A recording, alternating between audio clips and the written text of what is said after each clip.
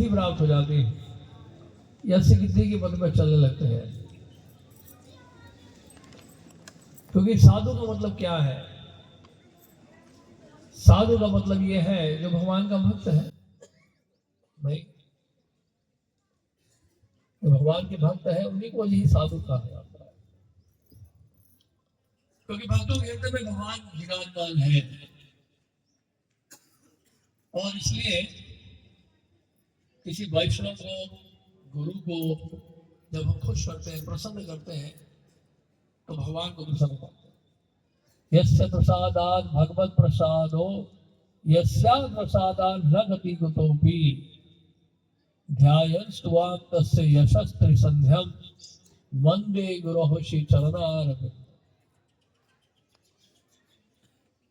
तो 3 संध्याओं में विश्वनाथ जी ठाकुर कह रहे हैं कि हमें गुरु का स्मरण करना चाहिए, और क्योंकि उन्हीं की कृपा से क्या होता है, भगवत कृपा प्राप्त होती है, और उनकी कृपा ना हो तो कोई गति नहीं है, सदगति नहीं है। तो यह आशय हमारा होना चाहिए। आध्यात्मिक जीवन में सेवा की परिभाषा क्या है? सेवा किसको कहते हैं? दिन रात मेहनत कर रहे हैं, वही सेवा है। इसलिए श्री रूप गोस्वामी भक्ति रसायन सुंदर में बता रहे हैं कि सेवा या भक्ति का मतलब क्या है। वो कह रहे हैं, अन्याभिलाषिता शून्यम ज्ञान कर्मादि अनामृतम अनुकूलेन कृष्णानुशीलनम भक्ति उत्तमा। उत्तमा भक्ति कौन सी है? ये जानना कि भगवान की इच्छा क्या है, हरि गुरु वैष्णव की इच्छा क्या है, उनकी इच्छा को पूरा करना, यही वास्तव में भक्ति है।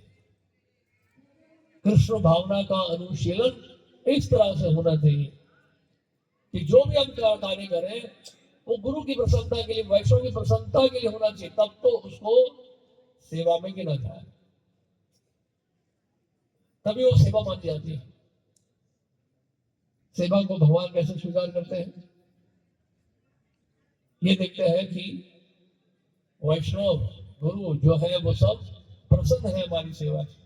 अगर वो प्रसन्न है तब तो वो सेवा का महत्व है। गिलहरी ने सेवा की, भगवान श्री राम प्रसन्न है, तो गिलहरी की जो सेवा है उसको स्वीकार किया भगवान ने, इसे उसको सेवा माना जाएगा। अब ये मायने में रखता है कि किसने जो है कितनी संख्या में या कितनी मात्रा में सेवा की, कितनी बड़ी सेवा की या कितनी छोटी सेवा की। सेवा के पीछे जो भाव है अनुकूल होना चाहिए। अनुकूल कृष्णानुशीलनम भक्ति रूप, कि वो गुरु और वैष्णव की प्रसन्नता के लिए हम कर रहे हैं या खुद की प्रसन्नता के लिए कर रहे हैं, तब तो उसको सेवा में गिना जाएगा। तो इसलिए ये बहुत महत्वपूर्ण है कि साधु संघ का मतलब क्या है। साधु संघ बहुत लाभ पहुंचाता है, और ठीक से संग ना करने से बहुत नुकसान भी होता है। क्योंकि जब साधु संग कर रहे हैं तो साधु से क्या करते हैं? श्रवण करते हैं, उनकी सेवा करते हैं, उनसे जिज्ञासा करते हैं, प्रश्न पूछते हैं, और सबसे महत्वपूर्ण क्या है, उनसे सुनने के बाद, प्रश्न का उत्तर जानने के बाद सबसे महत्वपूर्ण क्या बात है कि वो जो आज्ञा है उस आज्ञा का पालन करें। क्योंकि कई बार भक्त बोलते हैं प्रभु जी आपका संग चाहते हैं, तो संग तो जाते हैं, संग जाने का मतलब क्या है? जो कहा जाए वो किया जाए, तब तो संग का लाभ मिला। नहीं तो फिर हम लोग ऐसे साधु संग का पूरा लाभ नहीं उठा। इसलिए क्या है कि बहुत सावधानी से हमें भक्तों का संग करना होता है। साधु संग अगर हमने किया है, अगर हम उनकी इच्छा को नहीं कर रहे हैं, उनकी आज्ञा का पालन नहीं कर रहे हैं, तो ऐसे संग का कोई विशेष लाभ नहीं मिलेगा। तो इसलिए बहुत जरूरी है इसको जानना कि भक्तों का संग प्राप्त होता है बहुत ही मुश्किल से, बड़ी कठिनाई से। लेकिन ऐसे भक्तों के संग में रहकर अगर हमने सावधानी नहीं बरती तो भक्तों का संग जो है साधु संग से भी वंचित हो सकते हैं हम लोग। हमारी आध्यात्मिक जीवन कह सकते हैं 99% जो है साधु संग के ऊपर टिकी हुई है। 99% कह सकते हैं, 99%। क्योंकि भक्तों के संग में रहकर हम लोग भगवान के बारे में सुनते हैं, भक्तों के संग में रहकर हम कीर्तन करते हैं, भक्तों के संग में रहकर हरि प्रसाद ग्रहण करते हैं। तो भक्तों के संग का बड़ा महत्व है। साधु संग यानी वो संग जिनके संग में, ऐसे भक्तों के संग में हम और अधिक से अधिक कृष्ण भावना भावित होते हैं। ऐसा संग है बहुत लाभदायक। जैसे उपदेशामृत में श्रील रूप गोस्वामी ने लिखा है, कृष्णेति यस् गिरितम मनसा द्रियेत। तो मतलब क्या है? आदर किसको देना है? जिसके मुख से हरि नाम निकल रहा है। कृष्णेति यस् गिरितम मनसा द्रियेत दीक्षेस्ति चेत प्रणतिभिः भजन्तम् ईशम्। जिन्होंने आध्यात्मिक दीक्षा ग्रहण कर ली है उनको क्या करना चाहिए? धन्यवाद प्रणाम करना। और तीसरा क्या बता रहे श्रील रूप गोस्वामी? शुश्रूषया भजन विज्ञम। जो भजन में विज्ञ हैं उनकी सेवा करें। और फिर क्या बता रहे हैं? शुश्रूषया भजन विज्ञम अनन्यम अन्य निंदादि शून्यम हृदयम इप्सिता संगम लब्ध्या। क्या कह रहे हो? ऐसे भक्तों का संग करें। श्रील रूप गोस्वामी कह रहे हैं एक तो भजन में विज्ञ उनकी सेवा करें, और किसका संग करें? जिनका हृदय अन्यों की निंदा से रहित है।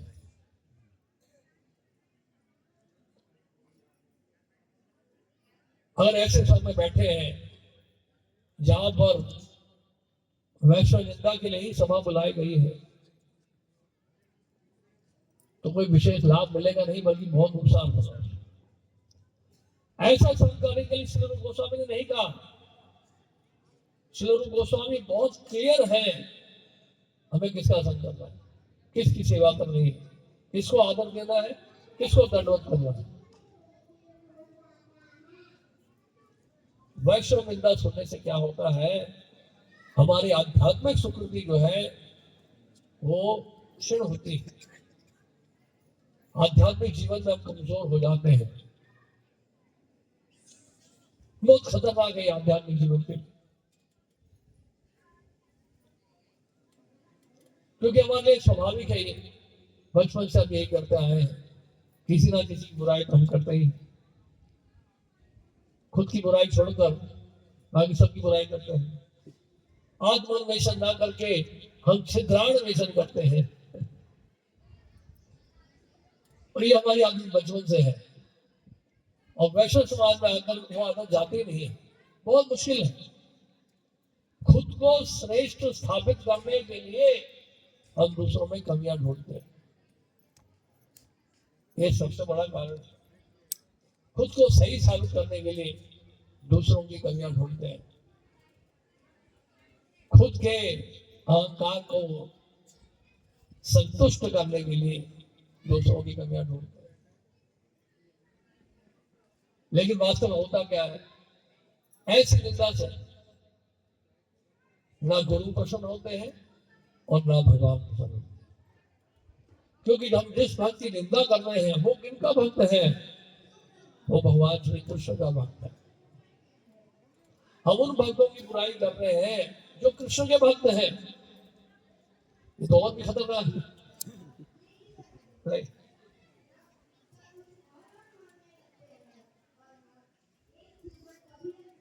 तो इसलिए हम लोग को बड़ा सावधान रहना है। जैसे गुरु वंदना में हम लोग जाते हैं, वंदो मोई सावधान माते। गुरु की वंदना कैसे करनी चाहिए? बड़ी सावधानी से। सावधानी का मतलब यह है कि अपराधों से बचकर, अपराधों से बचकर। वैश्य निंदा, वैश्य अपराध, ये बहुत हानिकारक है आध्यात्मिक जीवन के लिए। कहने में बड़ा सुख मिलता है नहीं, दूसरों की जब बुराई करते हैं बहुत मन को सुकून मिलता है, बहुत अच्छा लगता है। ऐसा लगता है कि कितने अच्छे हैं, सारी कमियां जो है मुझको छोड़कर बाकी सारी कमियां और सब में है। तो भक्तों के समाज में जब इस प्रकार की निंदा चुगली हो जाती है तो होता क्या है, भक्तों के बीच में जो संबंध है उसमें दरारें पड़ जाती हैं, सेवा की भावना कम हो जाती है, आध्यात्मिक ऊर्जा कम हो जाती है, आध्यात्मिक शक्ति कम हो जाती है। और सबसे बड़ी बात है, जो हमारे प्रचार का आंदोलन, यह संकीर्तन, प्रचार करने की शक्ति जो है हमारी कम हो जाती है। प्रचार हम किसलिए कर रहे हैं बताइए, आप में से कौन बताएगा प्रचार किसलिए करते हैं हम लोग? वो तो है, वो तो भगवान की प्रसन्नता के लिए करना है, लेकिन प्रचार किसलिए कर रहे हैं? ताकि और लोग भी कृष्ण भक्त बने। लेकिन जो भक्त बन गए उनकी बुराई कर रहे हैं हम, तो प्रचार किस लिए कर रहे हैं हम लोग? प्रचार किसके लिए कर रहे हैं? जो भक्त बन चुके उसकी बुराई कर रहे हैं, और जो नहीं बने उनको भक्त बनाकर उनकी भी बुराई करेंगे। ये तो बहुत अच्छा है आइडिया। यानी कि पूरे समाज का ठेका हमने ले रखा है कि जो जो साधुओं से जुड़ेंगे उनकी बुराई करने का ठेका हमारा है, कॉन्ट्रैक्ट साइन किया हमने। तो ये तो बहुत ही खतरनाक है, इससे अच्छा प्रचार ना करें तो अच्छा है। अगर प्रचार करने का उद्देश्य ये है कि वो बनने पर, भक्त बनने पर जो इसकी खिंचाई करेंगे दाएं और बाएं, तो वो तो बहुत ही बड़ा रिस्क। इसलिए हमें बड़ा सावधान रहना चाहिए। किसी भी भक्त को जो है हमें साधारण भक्त नहीं सुनना चाहिए। हमें नहीं पता है कि कौन क्या है कि नहीं? वो देखने में लगेगा नया भक्त है, लेकिन वो नया होगा हमारी दृष्टि में, लेकिन पता नहीं कितने जन्मों की भक्ति उसके साथ है। वो देखने में बड़ा सरल होगा, लेकिन आध्यात्मिक में, आध्यात्मिक विकास बहुत किया होगा उसने, भक्ति में बहुत आगे बढ़ा चला होगा। और इन सब का कारण क्या है? निंदा का। जैसे 6 प्रकार के वैष्णव बताए गए हरि भक्ति सुधोदय में, क्या क्या बताया गया है? पहला बताया गया है निंदती, हंति निंदती, किसी को शारीरिक चोट पहुंचाना, फिजिकली हार्म करना। निंदती का मतलब होता है निंदा करना, द्वेष्टि, द्वेष करना किसी, तो 3 हो गया कि नहीं? और फिर बोलते हैं कि हर्षित ना होना, भक्त को देखकर खुश नहीं होना। ये सुबह सुबह कौन आ गया? नहीं, ये मेरे सामने आके क्यों बैठता है जब के समय? जिसकी बुराई की वही सामने बैठ के जप कर रहा है, और पूरे जप में जो है उसी का चिंतन कर रहे हैं, और वो भी शायद आपकी बुराई करता होगा। और जो आपके सामने बुराई करता है, पूरी संभावना है, जो आपके सामने किसी और की बुराई कर रहा है, पूरी संभावना है किसी और के सामने वो आपकी भी बुराई करता हो। इसलिए जो बुराई करते हैं उनसे बड़ा बचे रहना चाहिए। जो भी हमारी बुराई कर रहा है, नोट कर लो, वो कहीं ना कहीं मेरी भी बुराई कर रहा है किसी और के पास जाकर। कितना डेंजरस है बताइए। जो भी बुराई कर रहा है मेरे सामने, वो कहीं ना कहीं जाके मेरी भी बुराई कर रहा है। ऐसा ना सोचे वो मेरे सामने बुराई कर रहा है किसी और की तो मेरी तारीफ ही करता होगा सब जगह जाकर। वो मेरी भी बुराई कर रहा है। बुराई करने वाले का लक्षण ही है। तो क्या बता रहे थे हम?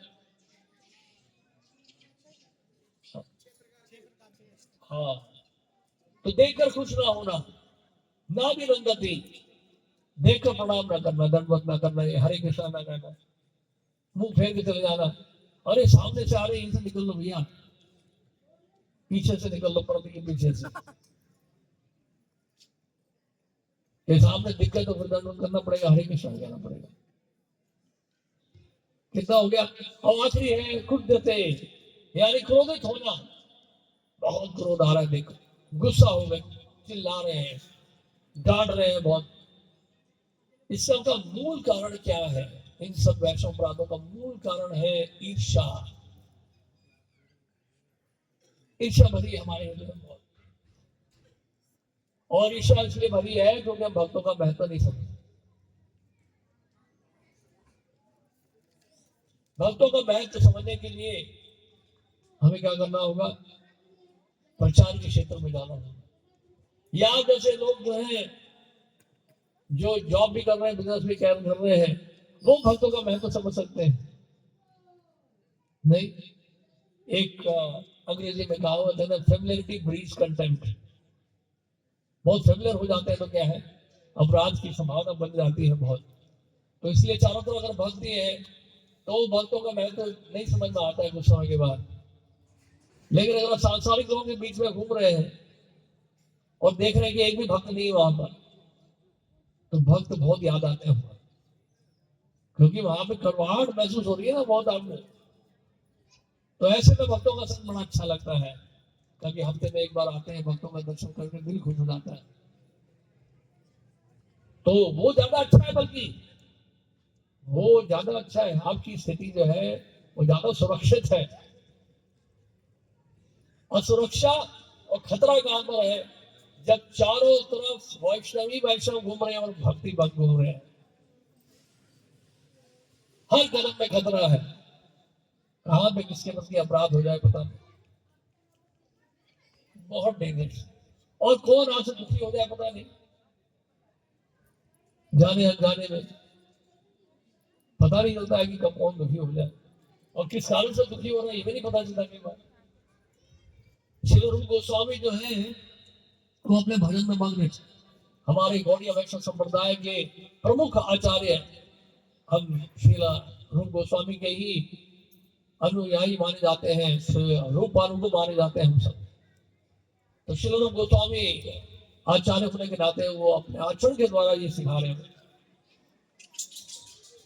तो श्री रूप गोस्वामी एक बार भजन में मग्न थे और लीला स्मरण कर रहे थे, जब कर रहे थे और लीला का स्मरण भी कर रहे थे साथ साथ। और सामने से एक भक्त आए जो कुरूप थे, टेढ़ा मेढ़ा उनका शरीर था, सामने से आ रहे थे और उनको देखकर, देखा नहीं उनको, वो तो अपना पूरे प्रेमाविष्ट होकर मग्न थे भजन में, और सामने से वो व्यक्ति जब आया और लीला में स्मरण करते हुए वो थोड़ा मुस्कुरा दी। क्यों मुस्कुराए श्री रूप गोस्वामी? क्या लीला देखी उन्होंने? उन्होंने देखा, दो प्रकार से इस घटना को बताया जाता है। एक लीला इस प्रकार बताई जाती है कि राधा रानी जो है पुष्प का चयन करने जा रही है और उस वृक्ष की टहनियों से फूल निकालने की कोशिश कर रही है, और कृष्ण ने ये देख लिया। और क्या कर रहे हैं कृष्ण, क्या कर रहे हैं? उस वृक्ष के ऊपर चढ़ गए और छुपके से उन्होंने टहनी को नीचे कर दिया। राधा रानी ने उस फूल को बड़ी आसानी से निकालना शुरू किया, उन फूलों को निकालना शुरू किया आसानी से। कृष्ण ने फिर उसके बाद टहनी को छोड़ दिया। टहनी को जैसे छोड़ा तो राधा रानी लटकने लगी और झूलने लगी, तो टहनी ऊपर चली। तो ये दृश्य देख कर गोपियां और सखियां सब हंसने लगे, और यहाँ श्री रूप गोस्वामी इस लीला का दर्शन करके वो भी हंसने लगे। और दूसरे तरीके से भी वर्णन किया जाता है इस प्रसंग का, इस लीला का, कि राधा रानी का एक बार श्रृंगार हुआ और श्रृंगार करने के बाद वो दर्पण दिखा रहे हैं और वृक्ष के पीछे कृष्ण खड़े हैं और छुपके से देख रहे थे उनके श्रृंगार को। और जब राधा रानी ने आईने में देखा तो क्या देख रहे हैं? कृष्ण को देख रहे हैं। जब वृक्ष पीछे खड़े हुए चुप चुप के देख रहे, वो दिखाई पड़ गए। तो वो यानी ये श्याम सुंदर यहाँ कहां से आ गए? तो सारी सखियां हंसने लगी। तो ये लीला का स्मरण करके जो है रूप गोस्वामी को हंसी आ गई। और सामने से जो रूप वैष्णव था जो आ रहे थे, जिनका शरीर रुग्ण अवस्था में टेढ़ा मेढ़ा था, उनको लगा कि मुझे देखकर हंस रहे, उनको बहुत बुरा लगा।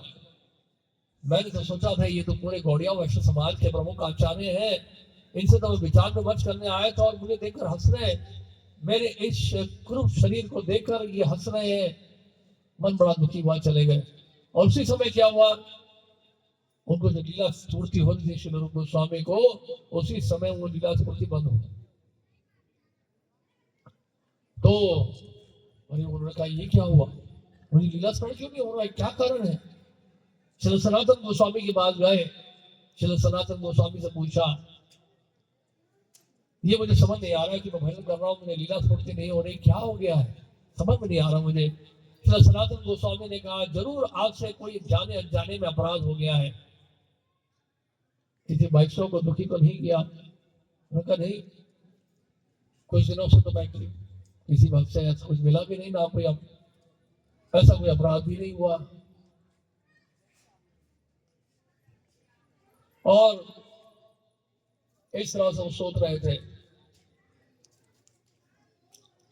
तो यहां पर जो ये भक्त थे, वैष्णव थे,